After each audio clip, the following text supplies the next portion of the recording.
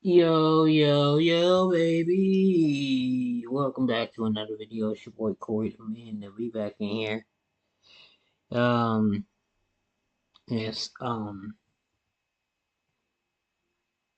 sorry, I was just thinking about something.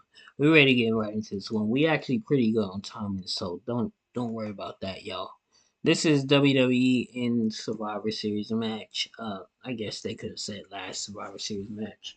Undertaker calls out Batista, CM Punk, news, wrestling news, and rumors. Anyways, let's get right into it. What is going on, guys? It is WrestleMania here, back with another video. Join us now as we look at this week's edition of the Blue Brand, as well as the wildest news stories and rumors you need to know.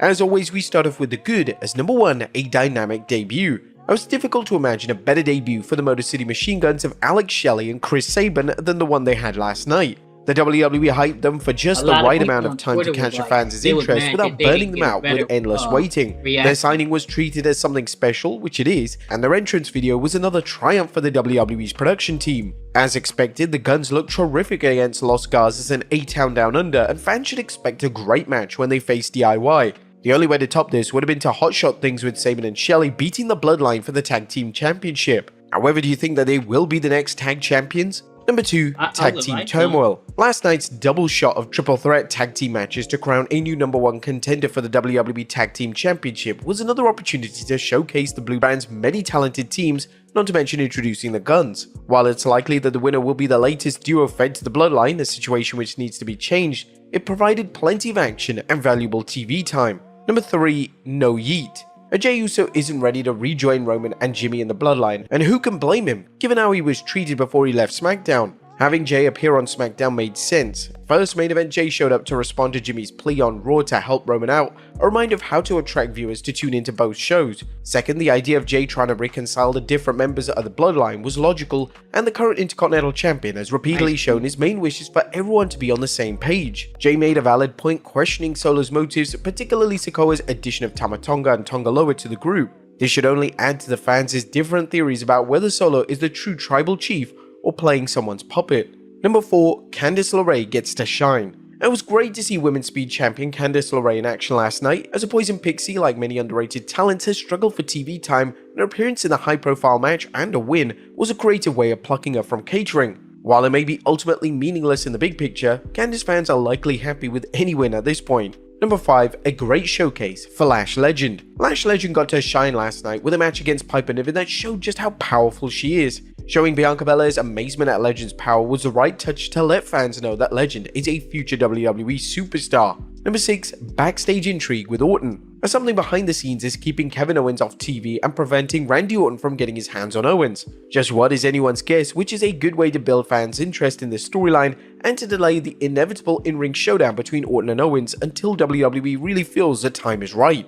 And good hype for Carmelo Hayes versus Andrade. The WWE knows a good thing when it sees it, which is why Carmelo Hayes vs Andrade is headed for a 7th deciding match after weeks of each man battling for supremacy. Adding the United States champion to the mix as a special referee for the deciding bout was a smart move. While Knight has been a supporting player since winning the US Championship, this could help him get back into the spotlight. Now there was nothing bad, as SmackDown was strong from start to finish. Our critics may argue that some segments were basic, such as Cody Rhodes' promo or the latest Bloodline family feud, but these segments were varied enough that they didn't seem formulaic. Of course, there was no downright ugly, as the Blue Brand continued building toward Crown Jewel while also promoting storylines likely to play out on SmackDown rather than PLEs. What did you guys think of the Blue Brand last night? Let us know in the comments down below. Now, let's move on to the news.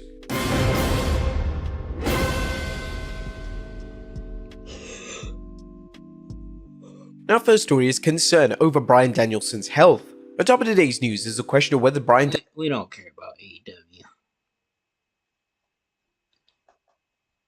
Next up is WWE cancelling this Survivor Series match. Will the WWE ever bring back its traditional 5-on-5 elimination match to Survivor Series? While the WWE built a show around the elimination matches, including tag team elimination matches, they began to be replaced by traditional wrestling matches, with many of the shows only featuring 1 or 2 old school Survivor Series style matches. The introduction of the War Games match to Survivor Series, while well received, has come at the cost of the WWE's elimination matches, leading to questions about whether they'll ever be brought back. During a Q&A, PW Insider's Mike Johnson discussed whether the matches will ever return, sharing his fondness for the match but sounding uncertain about its return. I have great nostalgia for the old 5v5 elimination matches. The 87 Survivor Series was the first pay-per-view I ever ordered. We got cable the day before, but I realized that the spectacle of the match has greatly waned over the decades. If anyone could bring it back to some sort of form of glory, it's probably Paul Levesque's current team, but War Games is what's going to drive the interest in the show this November, so I think the old format will likely go the way of the Dodo Bird, sooner rather than later.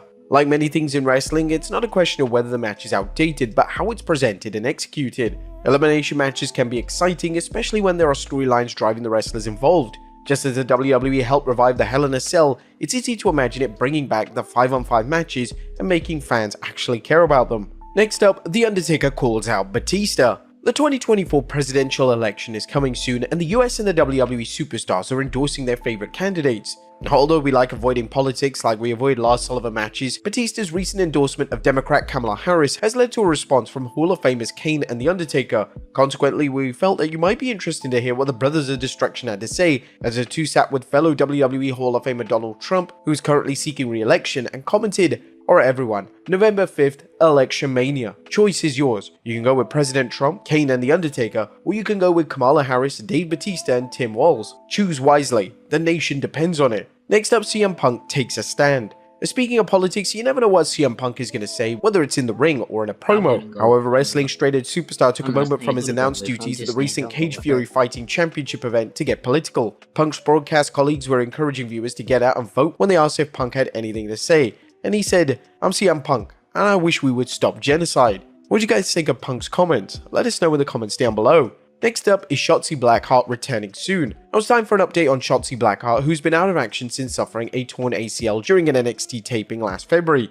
Fightful Select Sean Ross Sapp is reporting a good rule of thumb on anyone who sustains a torn ACL is to expect them out for a full year, and if you can get them back sooner than that, great news. Shotzi tore her ACL 8 months ago, so I'd assume she still has some time out. The number of female superstars who have suffered torn ACLs is disturbing, a situation that has repeatedly invited debate about whether the WWE's talents are taking too many risks, are overtraining, or are simply dealing with an unusual string of bad luck. And finally, Jey Uso comforts crying kid. Last but not least, IC champion Jey Uso showed what a class act he is recently when he saw that Bron Breakker's taunts had upset a young fan at ringside. Main Event Jey then promptly brought the fan into the crowd and had him do his yeet catchphrase alongside him, entertaining the fans with the kind gesture and made the kid feel like $1,000,000. But there you have it folks, our look at SmackDown as well as the wildest news stories and rumors you need to know. Be sure to leave your comments down below, and I'll see you next time with some more wrestling content.